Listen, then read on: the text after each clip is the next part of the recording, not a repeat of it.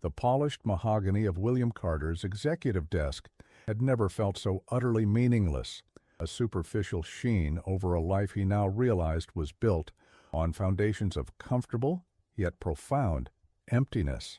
It was precisely 10 a.m. on a Tuesday, and the impeccably tailored man, a fixture in the city's financial landscape, was staring not at the quarterly reports displayed on his triple-monitor setup, but at the stark, brutal finality of a court order delivered just 3 hours prior. The cold, institutional typeface confirmed what William had desperately fought against for 2 weeks, 24 hours. That was the remaining span of grace. In 24 hours, the bulldozers were slated to arrive, the locks would be changed, and the 47 children who called the Golden Lamp Orphanage their home would lose the only true sanctuary they had ever known, dispersed into the harsh, fractured bureaucracy of the state's failing foster care system, their fragile community shattered beyond repair. This impending catastrophe was the stark, unrelenting backdrop to the truth William was facing. He, a man who commanded hundreds of millions, a strategist whose reputation was built on preemptive problem-solving, was utterly, catastrophically helpless. But the true horrifying gravity of the situation, the kind that rips a hole through the fabric of a predictable existence, was the creeping realization that mere help was not enough. Logic had failed, money had failed, legal maneuvering had failed. What was required was an act of pure, unadulterated madness. What was required was the craziest thing William Carter had ever conceived of doing, a move so outside the parameters of his successful, risk-averse life that it bordered on self-immolation. He had less than a day to pull off an impossible rescue, and the only tool left in his arsenal was the terrifying willingness to shatter his own established reality. He knew the cost would be staggering, perhaps everything he had painstakingly built, but the alternative, the silent complicity in watching those lives collapse, was an unthinkable stain on his soul. To truly understand the stakes, one must first understand William Carter, the pre-crisis iteration. He was the embodiment of controlled success.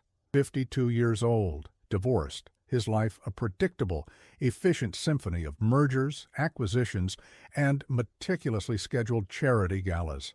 He dealt in abstracts, shares, bonds, percentages, rarely touching the messy, unpredictable reality of human vulnerability. His initial involvement with the Golden Lamp Orphanage had been purely transactional, a sizable annual donation managed by his foundation, offering him excellent tax breaks and a brief satisfying moment of virtuous detachment. The orphanage itself, nestled in a forgotten, slightly dilapidated corner of the city known only for its pre-war architecture and stubborn resistance to gentrification, had been operating for 80 years, a quiet, crucial beacon of stability run by the indomitable Sister Agnes.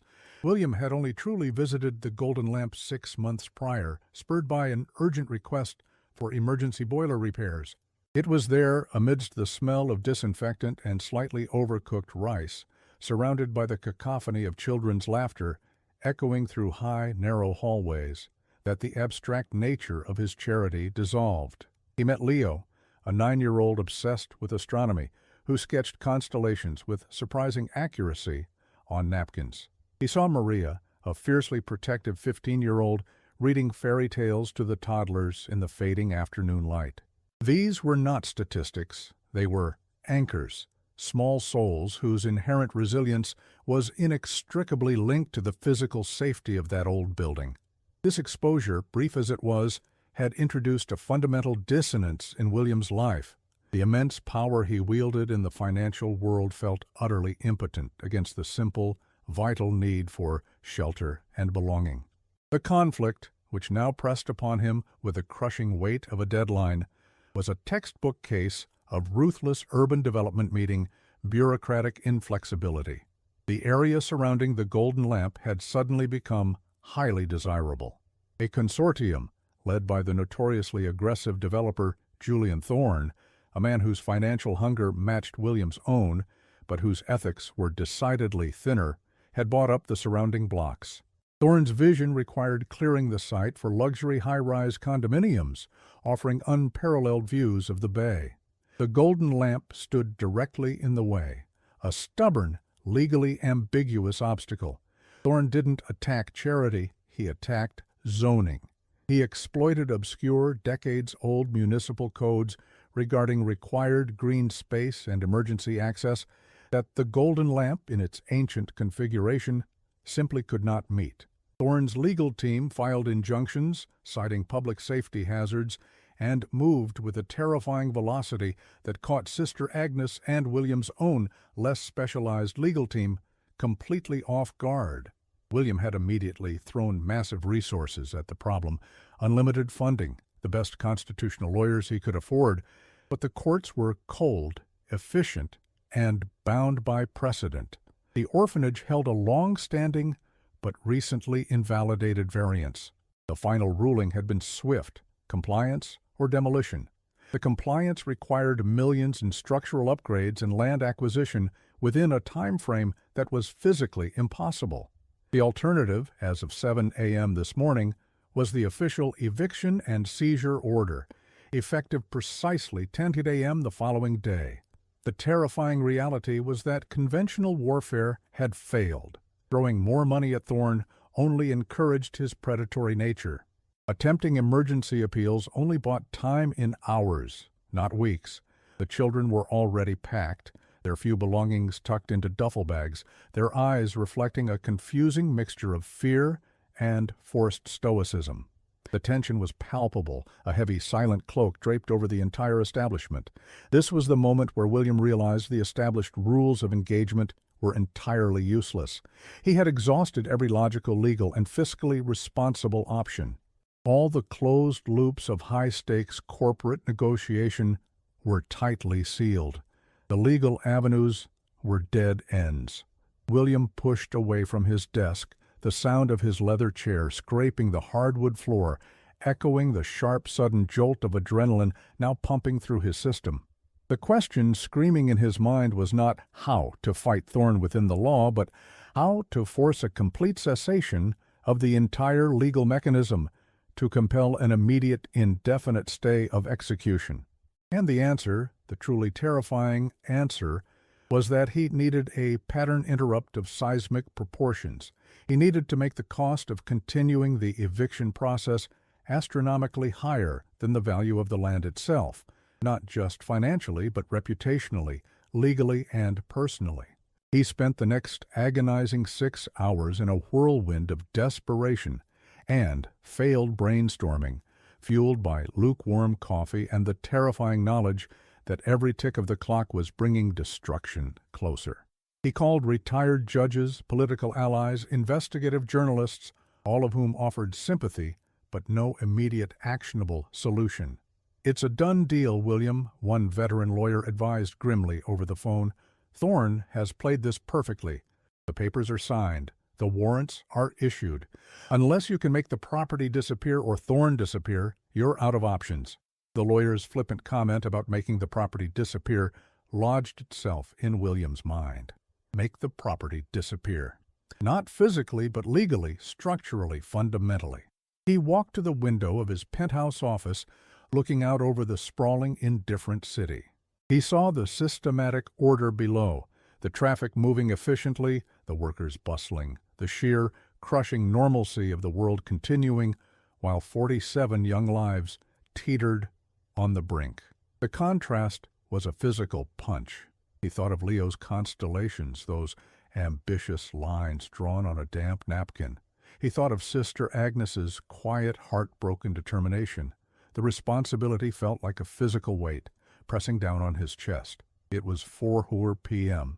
16 hours left. The true moment of revelation, the pivot point where William Carter, the careful financier, died and William Carter, the reckless savior, was born, happened while he was staring at a framed photograph of his late father, a man whose entire philosophy was built on the principle that the greatest risks carried the greatest rewards, but only when undertaken for the greatest possible purpose. William's gaze drifted from the photo to a forgotten, dusty file cabinet in the corner of his office, a remnant of a startup acquisition from years ago, containing documents related to archaic property law and defunct corporate structures. He didn't need to win the fight against Thorne, he needed to change the game entirely. He needed to introduce an element so chaotic, so legally thorny, and so fundamentally binding that Thorne and the courts would be forced to halt proceedings to untangle the resulting mess. It wasn't about filing a better appeal. It was about laying claim to something that superseded all previous claims, something that complicated the property ownership so deeply that the eviction order became momentarily null and void due to a necessary, complex legal review that would take months, not hours. He needed to buy time. He needed a fortress built of paper, and he needed to build it in the next few hours. The plan coalesced, a lightning bolt of audacious, irresponsible genius. It involved leveraging his vast, largely hidden network of corporate shell entities, the complex web of trusts and holdings he had meticulously maintained for tax optimization. It involved exploiting a loophole so obscure and rarely used that most lawyers didn't even know it existed. A mechanism within the state charter law that allowed for the immediate, temporary reclassification of property status under conditions of imminent domain conflict, provided the new status was based on a public utility or historical preservation designation supported by a specific, legally binding proprietary claim. And the proprietary claim itself? That was the crazy part. It wasn't about buying the land, which was impossible under the current injunction. It was about becoming the land, or rather, making the land legally inseparable from the structure he controlled. He realized the most disruptive act he could perform was not to fight Thorne for ownership, but to execute a hostile, yet entirely legal maneuver to merge the ownership of the Golden Lamp into the core corporate structure of his largest, most publicly visible holding company.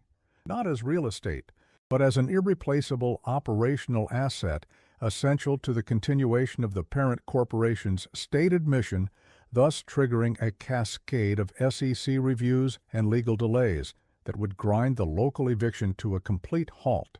He would make the demolition of the orphanage equivalent to an illegal attack on a publicly traded entity, forcing the court battle to a federal level he could control.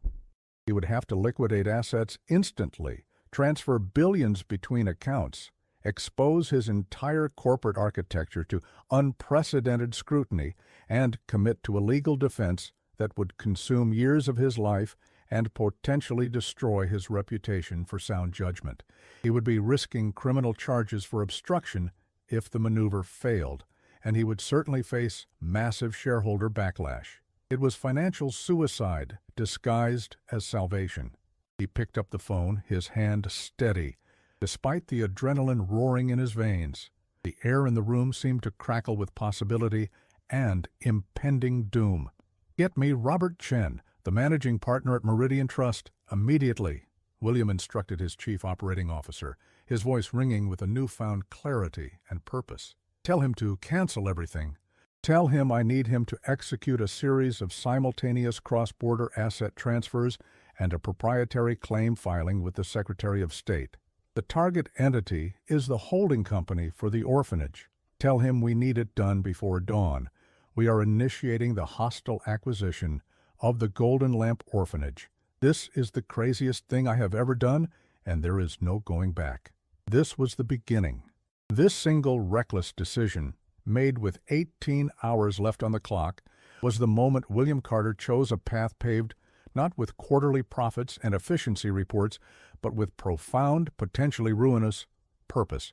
The battle was no longer over the orphanage building. It was now a war for the soul of William Carter himself, fought on the treacherous terrain of corporate law and human compassion. The first step was the instantaneous, secret restructuring of his most stable, most lucrative asset base into a massive, protective legal shield. A shell game played for the highest stakes imaginable, requiring unparalleled speed and secrecy. The only question that remained was whether his corporate cavalry could ride faster than Thorne's demolition team. He slammed his hand down on the desk, the soft thud a punctuation mark on his irrevocable commitment. He had 18 hours to legally hijack an orphanage and rewrite the narrative of his life.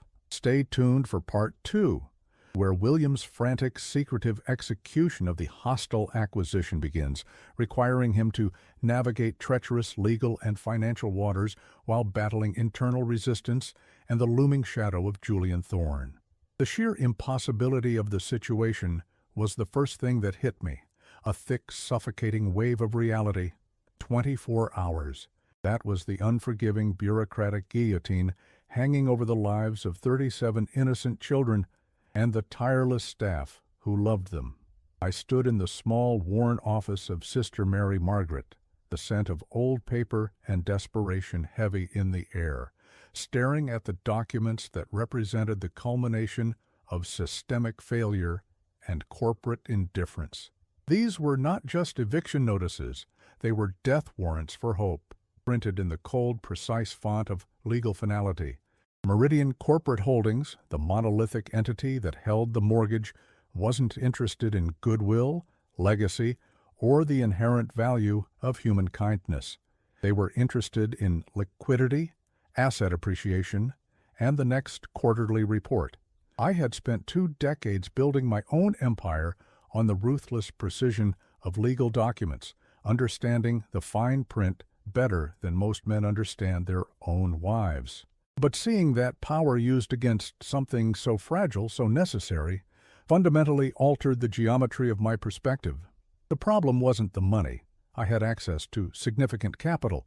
The problem was the time, the legal iron curtain that slammed shut at the closing bell, the labyrinthine process of fund transfers, due diligence, and contract negotiation that typically required weeks, if not months. We had a day, a single turn of the earth to overturn years of calculated maneuvering by professionals whose entire job was to make this outcome inevitable. My initial corporate reaction was to activate my best legal team, Arthur, and his battalion of Harvard-educated sharks. I placed the frantic call, speaking in the rapid-fire commands of a CEO accustomed to immediate compliance. Arthur, I need a complete freeze on the foreclosure proceedings for St. Jude's. Immediate litigation. Injunction filed within the hour. The silence that followed was heavy, an unusual resistance to my authority. Arthur's voice, usually a smooth instrument of confidence, was laced with weary caution. He explained patiently the legal impossibility. The deadlines had passed. The notices were served correctly. Meridian hadn't made a mistake. They had simply waited until the last possible moment where their position was unassailable. To fight this now, he warned, would not only be astronomically expensive, but almost certainly futile. William, he said, using my first name, which he rarely did outside of golf, you can't buy back time that has already expired. Their papers are cleaner than ours, and their intent is clear. They want the land, not a settlement. That conversation, more than the sight of the children, solidified a terrifying realization. The conventional rules of engagement were useless. The very system I had mastered, the one built on precedent and procedure, was the enemy. If I played by their rules, the rules of the courtroom, the rules of the calendar, I had already lost. The standard playbook for a corporate rescue involved leverage, negotiation, and a drawn-out battle of attrition. None of that was available. I was standing at the edge of a cliff, and the net below was woven by legal bureaucracy. I returned to the orphanage grounds, not through the front door, but wandering along the perimeter fence where the older kids, unaware of the full magnitude of the impending disaster, were playing a chaotic game of soccer.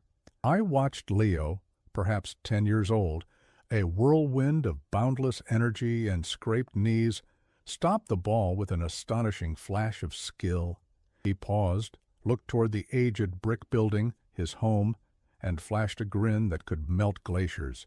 That smile was the pattern interrupt I needed. It broke the spell of corporate detachment that Arthur's words had tried to cast over me. This wasn't an abstract asset or a distressed property on a ledger. This was the physical vessel for that specific, infectious joy. I spent the next few hours meticulously dissecting the documentation, tracing the mortgage trail back 5 years. Meridian Corporation wasn't the original lender. They had bought the distressed asset from a smaller, failing regional bank in a bulk transfer 6 months ago, precisely because the foreclosure period was nearing maturity. This wasn't a sudden cash crisis.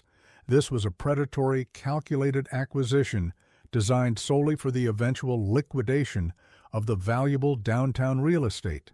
The sheer coldness of that strategy fueled a righteous anger in me, an anger far more potent than the frustration of dealing with Arthur's legal counsel.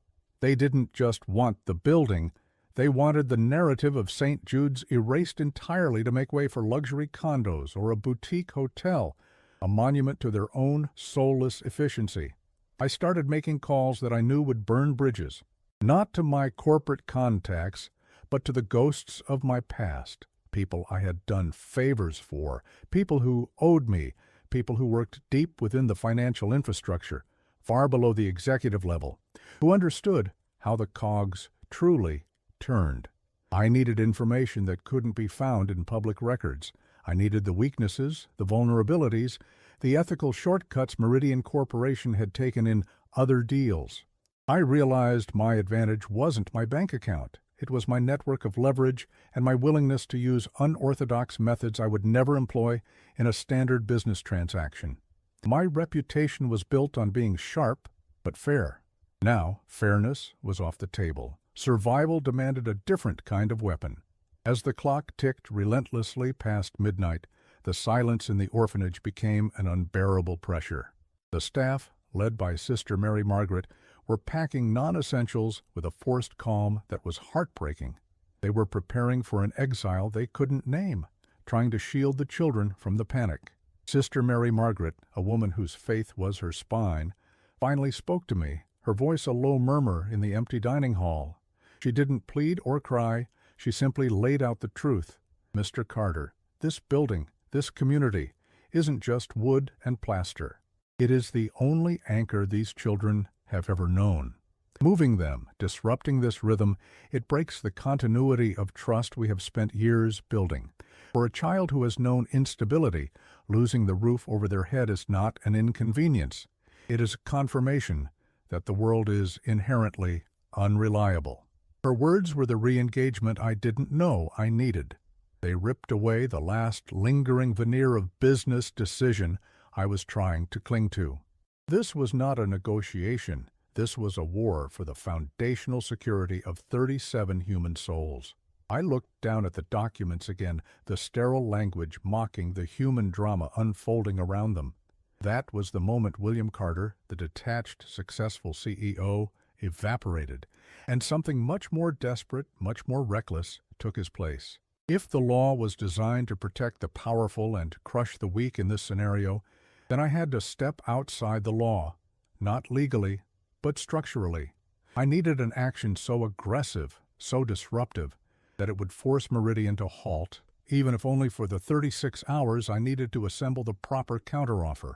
I couldn't beat them in court by morning, but perhaps I could beat them in the marketplace of public opinion, or, more effectively, in the secret, highly sensitive ecosystem of high finance vulnerability.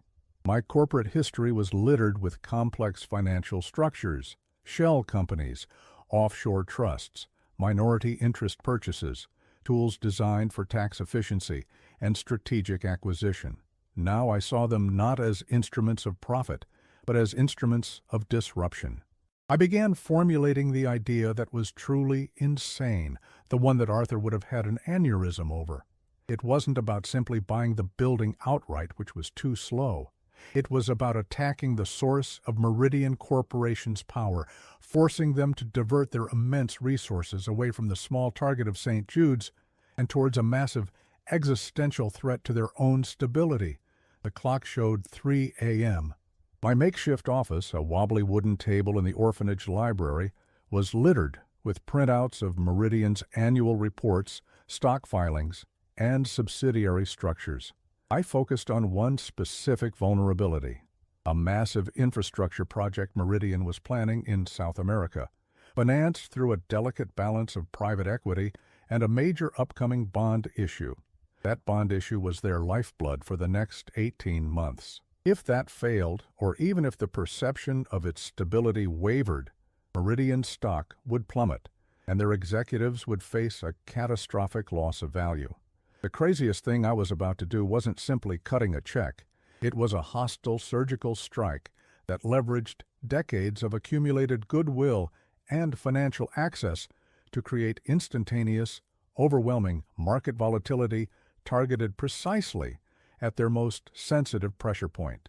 I realized I could potentially tie up enough loose capital, spread enough targeted financial anxiety, and generate enough regulatory smoke to make the cost of continuing the foreclosure on a derelict orphanage far, far greater than the value of the underlying land.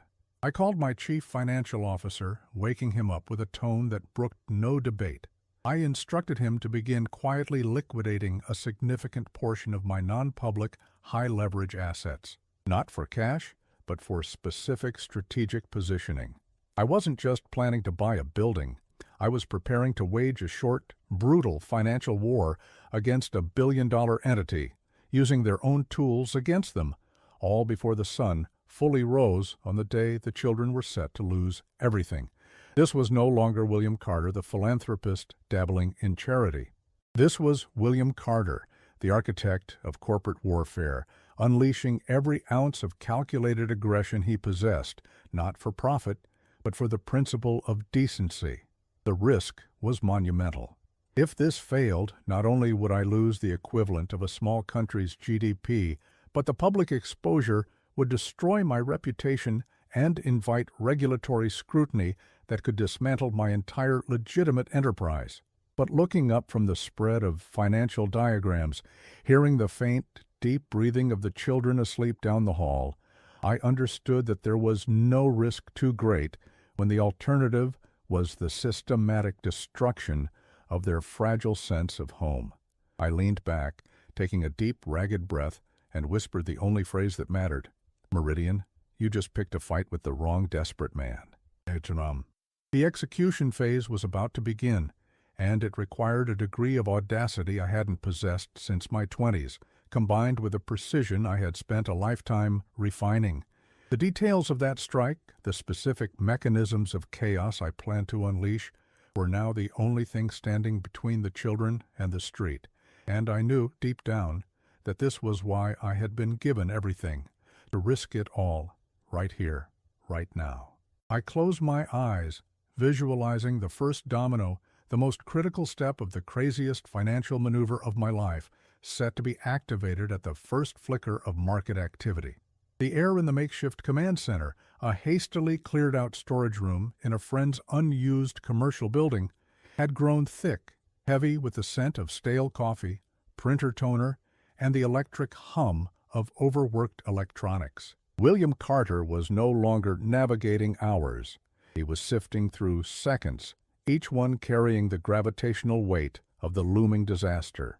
The initial shock of committing to the impossible had worn off, replaced by the crushing reality of logistics. The clock now glared at him with the malice of 12 remaining hours, a number far too small to bridge the astronomical financial gap that separated the children of St. Jude's from the street. His craziest thing had materialized initially as a sprawling, multi-pronged attack on apathy, an unprecedented mobilization of his entire professional and personal network, stretching from retired colleagues in dreary suburban homes to the untouchable high rollers perched in penthouse offices overlooking the city. William, operating entirely in the third person now, watching his own desperate actions unfold as if observing a stranger fighting a doomed battle, dictated the movements of a skeleton crew of volunteers. These were not financial experts. They were believers, a retired secretary, a local bakery owner, and 2 wide-eyed college interns who mistook this chaos for a startup launch. The strategy was predicated on volume and narrative momentum. They were not seeking one white knight. They were demanding 1,000 cavalry charges. Every email, every phone call, every social media post hammered the same core message. This is not a charity request. This is an emergency rescue mission. The early enthusiasm, fueled by the sheer audacity of William's move, had secured a respectable but utterly insufficient sum. The initial rush was like a flood tide hitting a vast desert. It made the sand damp, but it did not fill the chasm. The problem was the sheer scale. They required funds that existed only in the ledger sheets of institutional wealth, yet they were trying to extract it through appeals to human empathy, a volatile and often slow-moving currency. He watched Mrs. Albright, the retired secretary whose dedication bordered on the fierce, hang up the phone, her face etched with a disappointment that mirrored the countless rejections piling up in William's own mind. A major corporation, a supposed pillar of community support, had politely declined, citing unforeseen budget constraints and potential conflicts of interest regarding property ownership disputes. The language was clinical, devastatingly precise, and designed to insulate the comfortable from the messy truth of real-world suffering. William felt a surge of cold fury. This wasn't just about money, it was about the callous efficiency with which institutions could justify their inaction. The legal front presented an even more insidious threat. The law firm representing the creditor, a notoriously aggressive outfit named Sterling and Vance, had not missed a beat. They had begun sending aggressive, targeted correspondence timed to disrupt the fundraising efforts. These were not merely confirmations of the eviction schedule.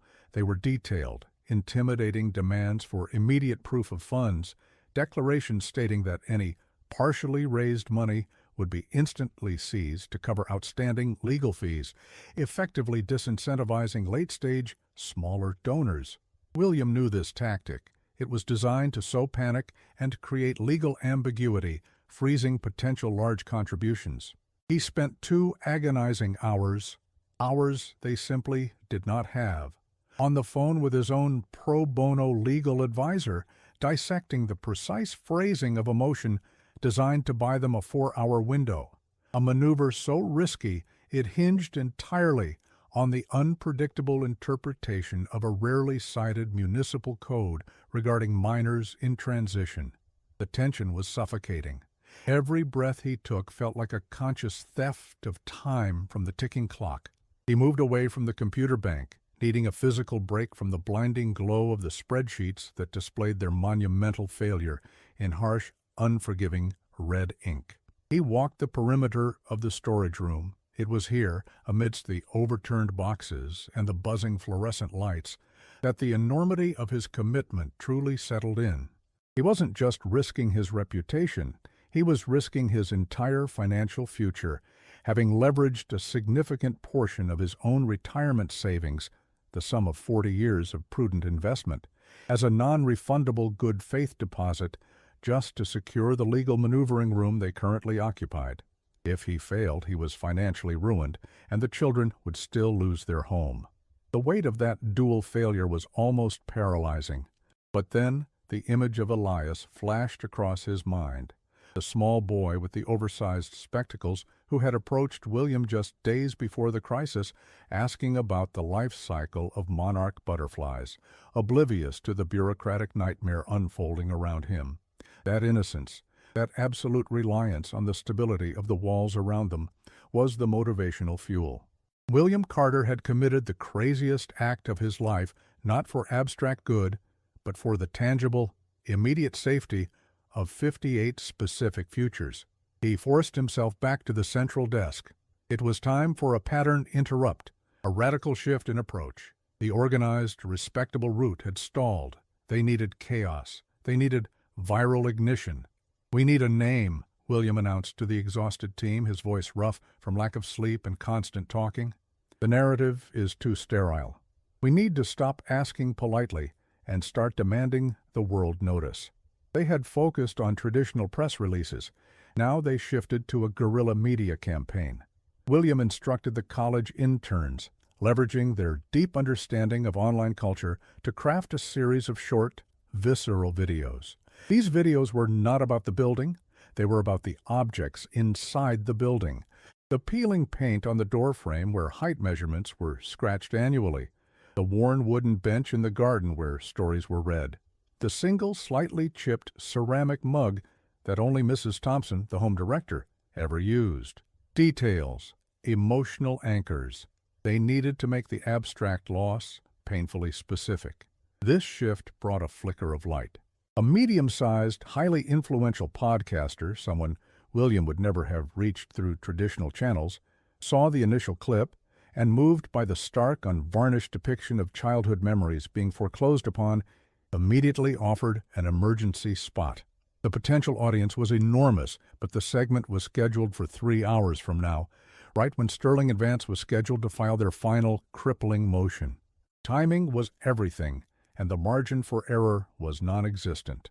William prepared meticulously for the segment, knowing this was perhaps their last, best shot at attracting the monumental funding required. He needed to be more than persuasive. He needed to be hypnotic, translating the cold, hard figures into raw, emotional currency. He practiced the pitch in the corner, refining the cadence, eliminating every trace of self-pity, focusing only on the moral imperative. Just as a sliver of desperate hope began to manifest, fueled by the upcoming media appearance, the second shoe dropped, harder and louder than the first. A notification appeared on William's screen, an unsolicited email, not from the creditors, but from a separate third-party entity. The email was brief, cold, and devastatingly efficient. A preemptive lien had been placed on the St. Jude's property by an anonymous investment group, a subtle, complex legal maneuver that essentially superseded any smaller, partial payments made to the bank. It meant that even if William managed to scrape together 95% of the owed capital, the anonymous lien holder, likely a shell company working in concert with the primary creditor, could sweep in and seize the property anyway, using bureaucratic red tape to claim the children were simply being moved from one legal quagmire into another. This was the re-engagement hook, the moment the challenge moved beyond difficult into the realm of truly wicked. William felt a cold dread settle in his stomach. They weren't just fighting the clock and the bank. They were fighting highly organized, sophisticated corporate predation. This wasn't about default. This was about asset acquisition, pure and simple. The stakes instantly skyrocketed. The required sum wasn't just the outstanding mortgage balance. William now realized he needed enough capital not only to settle the debt, but also to legally counterpurchase or buy out the newly established lien, a figure that inflated the total requirement by nearly 20% and introduced layers of legal complexity that would take weeks, not hours, to resolve conventionally. William slammed his hand down on the desk, the impact sharp and echoing in the tense silence. His throat tightened. This was the moment where every sane person would fold, where the moral obligation collided violently with the absolute impossibility of the mathematics. 12 hours left. A multi-million-dollar deficit just became an even larger, legally entangled multi-million-dollar deficit. He closed his eyes, inhaling the metallic taste of panic. But when he opened them, the exhaustion was momentarily overridden by a deep, resonant fury. They were trying to cheat. They were moving the goalposts in the final minutes of the game, leveraging legal loopholes to steal a future. And William Carter, the reluctant hero of this desperate tale, understood the language of cheating better than he cared to admit, having spent his early career navigating the ethically gray areas of corporate law. The realization shifted his focus entirely. The fundraising was critical, yes, but the legal blockade was now the primary threat. He had to dismantle the lien, or all the money in the world would be useless. He pivoted, dismissing the spreadsheet data. He pulled his pro bono lawyer, a young man named David, onto a secure line. "David," William began, his voice low and intense, "forget the municipal code motion. That's a delay tactic, and they've neutralized it. We need to go after the lien holder. We need to find out who placed that lien, and we need to expose the legal coordinates of this collusion." David protested immediately, his voice crackling with static and stress. "William, that requires diving into offshore registries, shell corporations. It's months of forensic accounting and legal discovery. We have 12 hours, maybe less, before the motion is formally filed." "Then we compress months into minutes," William retorted, his eyes fixed on the digital clock. "We don't need to win the case, David. We need to create enough public, undeniable legal jeopardy for the lien holder that they withdraw before the eviction deadline, citing reputational risk. We weaponize transparency. The new plan was an act of pure, distilled desperation. It meant sacrificing the last few precious hours of pure fundraising time for a high-risk legal gambit, a pattern interrupt that might either secure the entire victory or accelerate the complete irreversible failure. The goal was to find the financial Achilles heel of the anonymous predator and expose it to the light of the upcoming viral media moment. William knew that the only reason complex financial maneuvering existed was to hide vulnerability. If he could peel back just one layer of the shell corporation protecting the lien holder, if he could find a single conflict of interest, a single ethical oversight, he might just force their hand. He settled back into the chair, the fatigue suddenly a dull ache rather than a crippling weight. He felt a resurgence of the chaotic energy that had driven him to make his crazy decision in the first place. This was no longer a battle for charity. It was a high-stakes duel between human compassion and calculated avarice, played out in the claustrophobic arena of the final hours. The digital landscape stretched before him, an overwhelming web of obscured ownership and untraceable money. William Carter had 12 hours to become a financial ghost hunter, navigating the shadows of global capital, all for the sake of 58 kids who were still, blissfully, asking about monarch butterflies. The search began, frantic, exhaustive, and dangerously close to futile. The air in the grand ballroom was thick, not just with the scent of expensive catered coffee that had long since gone cold, but with a palpable, humming static of communal anxiety. William Carter stood near the makeshift stage, his silk tie discarded, his expensive suit jacket draped carelessly over the back of a chair that had seen 12 straight hours of frantic negotiations. The clock on the wall, a garish gold piece provided by the hotel management, showed 11:15 p.m. The ultimate crushing deadline was set for midnight. 45 minutes. 45 minutes until the fate of the haven of those 27 incredible children was sealed by the cold, indifferent hammer of a corporate sale. This was the culmination of the craziest thing William had ever done. He had not just thrown a fundraiser, he had launched a strategic, full-spectrum assault on bureaucracy, leveraging every debt of influence, every marker he had ever earned, and, most terrifyingly, signing over nearly 80% of his personal liquid assets as collateral for the event's operational costs, a staggering sum that now hinged entirely on the final tally. The initial momentum had been blinding, his public broadcast, the raw emotional plea coupled with the promise of unprecedented transparency had brought in a flood of local support, but the gap remained astronomical. They needed $9 million to buy the land and structures outright, bypassing the predatory development firm that was waiting, vulture-like, just outside the deadline. They had raised $6.5 million in pledged donations, committed through frantic phone calls and digital transfers. $6.5 million was phenomenal, historic even, for a single-day grassroots effort, but $6.5 million was still $2.5 million short of survival. The energy that had fueled William for the last 20 hours was now leaching out of his body, leaving him hollowed and slightly shaky. His second hook, the internal alarm that had kept him fighting through the initial fatigue, now felt like a dying battery. He looked at Sarah Jenkins, the orphanage director, who was seated at the main accounting table. Her face was pale, reflecting the severe concentration required to manage the thousands of incoming data points. She glanced up, catching William's eye, and gave a small, shaky shrug that communicated the exact status. We are fighting, but the fight is failing. The problem was agonizingly specific. The largest remaining open loop was a single, massive pledge from a notoriously fickle West Coast philanthropist, Mr. Alistair Thorne. Thorne had promised $2 million, contingent upon the event reaching an initial target of $7 million by 10 p.m., a target they had narrowly missed by roughly $50,000.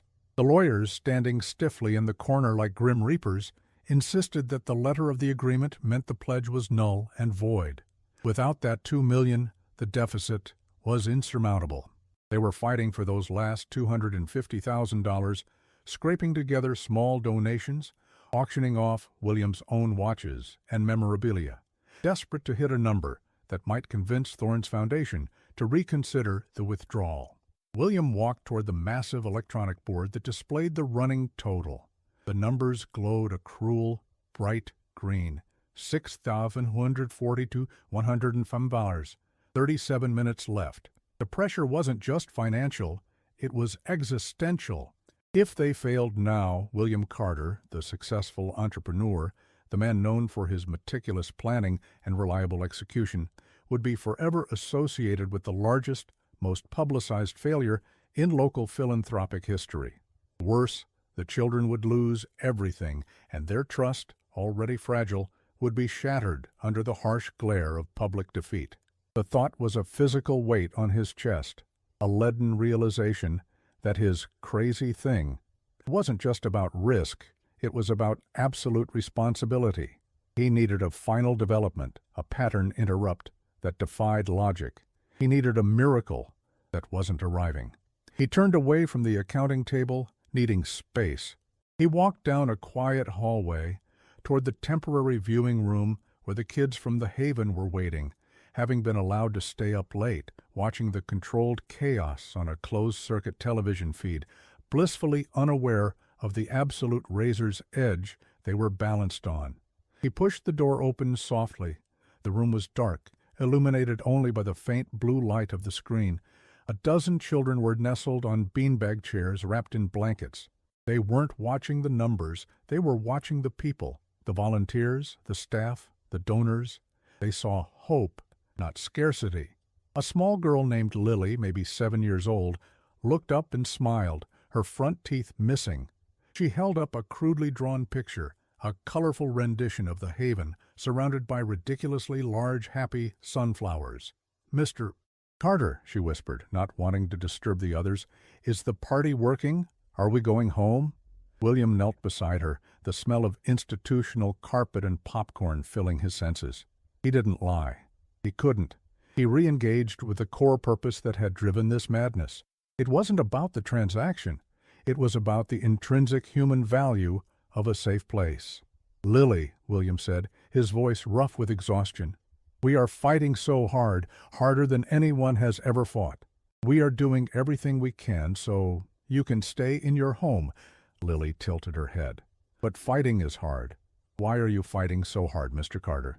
He looked at the picture of the sunflowers. They were so vibrant, so utterly unconcerned with mortgages or foreclosure notices. "I am fighting hard," William explained, "because everyone deserves a garden of sunflowers, Lily. Everyone deserves a place where they can grow tall and strong." This was the shift, the pivot point of the entire narrative. His mission was not to hit $9,000.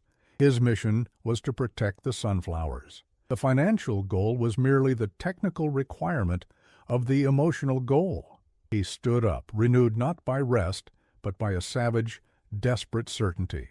Failure was not an option because failure meant crushing Lily's sunflowers. He strode back into the main ballroom. 25 minutes remaining. The atmosphere had become funereal. Whispers replaced shouts. Hope was curdling into resignation.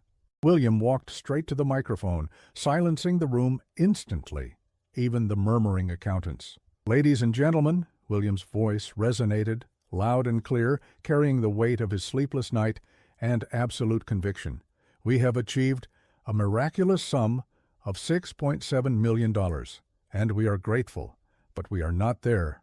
He paused, letting the crushing reality sink in. "Mr. Thorne's generous $2 million pledge has been legally withdrawn due to a technicality that we failed to meet. That is, on me. My mistake, my error in timing." The room sucked in a collective breath. The weight of the $2 million shortfall, the absolute wall it represented, was now officially confirmed. "But I refuse to accept that bureaucratic technicalities dictate the destiny of 27 children," William asserted, his energy spiking. "I refuse to allow ink on paper to determine the worth of human potential. We are $2.3 million short of keeping the Haven open tonight." He looked directly at the camera transmitting his image to the children and, crucially, to the outside world, including Alistair Thorne's foundation headquarters thousands of miles away. I told you I was going to do the craziest thing of my life. I have liquidated every investment. I have mortgaged my own home. I have laid everything I own on the line to make this event happen. But it's not enough. This was the climax. The absolute, unvarnished surrender to the risk. Therefore, William continued, his voice dropping slightly, filled with solemn determination, I am making one final offer. A final, desperate auction. An auction for my entire future. He signaled to his attorney, a nervous woman named Evelyn, who stepped forward with a sheaf of documents. Effective immediately, I am signing over the entirety of William Carter Enterprises, my holding company, the future royalties for my last 2 books, and the rights to my public speaking engagements for the next 3 years. This is my professional life. This is the value of my reputation, quantified. The room erupted in confusion. Donors were shouting questions. This was unprecedented self-sacrifice. I am establishing a new nonprofit foundation, the Sunflower Fund, and I am auctioning off the controlling interest in that fund and, by extension, the financial stewardship of everything I just listed to the highest bidder in a closed session taking place now, right here in this ballroom. The proceeds, every single penny, go directly into closing this gap. He looked at the 4 most influential high-net-worth individuals remaining in the room, 4 people who could absorb a multi-million-dollar asset purchase without blinking. I am not asking for charity. I am offering a deal. You get immediate established influence and assets. I get the haven saved. We have 15 minutes until the deadline. My attorney will take your sealed bids. The room descended into a fever pitch of negotiation. This was the ultimate payoff of the crazy thing. He hadn't just risked money, he had risked his identity, trading financial security for the slim chance of success, knowing that only a truly revolutionary act could bypass the Thorne setback and the impending corporate acquisition.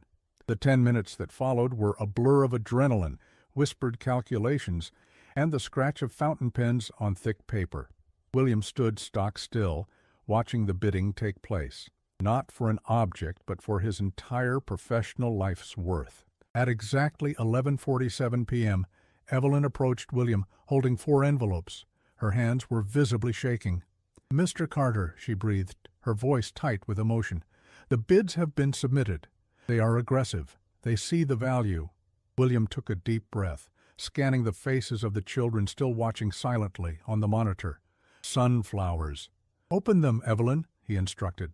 Evelyn ripped open the first envelope, $4 million, the second, $5 million, the third, $3.8 million, the fourth, a single massive number scrawled across the page, $6 million. The winner, Mr. Jonathan Reyes, a tech mogul known for his aggressive acquisitions, stood up slowly, a faint, almost respectful smile on his face.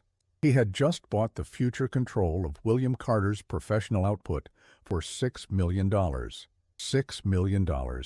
Evelyn, tears streaming down her face, turned to the live accounting board, manually entering the final massive figure.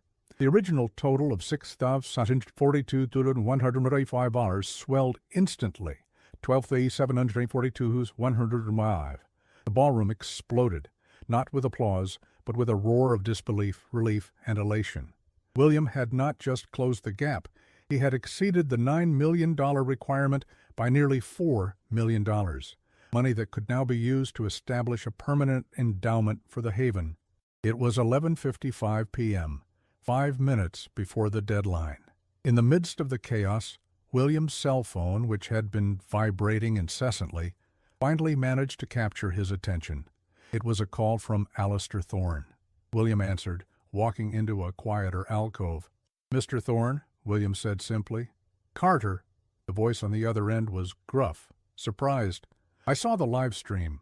Are you insane? You sold your company?" "I sold my company to save the orphanage, sir. We hit our target. We surpassed it. We have the funds." There was a long silence on the line. "My foundation accountant was just finalizing the paperwork for the retraction of my pledge. But I just watched a man burn his own career to the ground for a principle, Thorne admitted, the slightest tremor in his voice. That level of sheer, unadulterated madness, it's inspiring. It is exactly the kind of risk we are supposed to celebrate. Consider the technicality waived, Carter. I'm reinstating the $2 million pledge. It will hit your account immediately, purely as a donation. Keep your company, man. I wouldn't dare own the foundation started by a lunatic like you. The final, definitive conclusion landed with the weight of destiny. The $2,000 pledge, the original stumbling block, was back on the table, instantly pushing the total to over $14.7 million. William had secured the future of the Haven twice over, once through a radical self-sacrifice, and then having that sacrifice immediately nullified by the sheer moral force of the action itself. He walked back onto the stage as the clock struck midnight. The lawyers for the development firm, who had been waiting to deliver the final papers, were already retreating, their shoulders slumped in defeat. The Haven was safe. The ultimate payoff was the realization that the craziest thing wasn't the logistical nightmare or the financial risk. The craziest thing was believing that radical transparency and total commitment to a human cause could actually move mountains of apathy and bureaucracy. He had sacrificed his professional security, and in doing so he had earned back his security, his reputation, and the enduring gratitude of a community, all amplified by a magnitude he couldn't have imagined. The next morning, William Carter, slightly rumpled but beaming, stood on the newly secured grounds of the Haven. The children were running around, oblivious to the high-stakes financial war that had raged just hours before. The sunlight glinted off the dew on the grass. He had lost control of his assets for a few frantic minutes, only to gain something infinitely more valuable: the knowledge that courage, divorced from calculation, is the most powerful currency in the world. He had bet everything on the intrinsic good of people, and the people had answered. The children had their home. William Carter, though technically facing months of legal work to reorganize his life, felt lighter than he had in years. The Sunflower Fund, now fully endowed and operational, became the engine for a new generation of radical, high-impact philanthropy, a legacy built not on safe returns, but on audacious risk. The conclusion was simple. We are all capable of doing the craziest thing of our lives. We often calculate risk based on what we might lose: money, status, time. But William Carter's saga proves that the greatest risk of all is inaction. The greatest loss is the opportunity cost of not stepping into the impossible fight. His story isn't about saving an orphanage. It's about illustrating the profound, transformative power unlocked when we choose commitment over comfort, when we decide that some things, like the future of 27 small, bright sunflowers, are worth risking absolutely everything for. So I ask you now, what impossible deadline are you facing? What sacred, cherished piece of your world is on the line? What is the craziest thing you're afraid to do, but know, deep down, is the only thing that will save what truly matters? Remember William Carter and the Haven. Find your risk, find your leap, because sometimes the only way to secure everything is to willingly, joyfully put everything at stake. Do the crazy thing. The world is waiting for your move.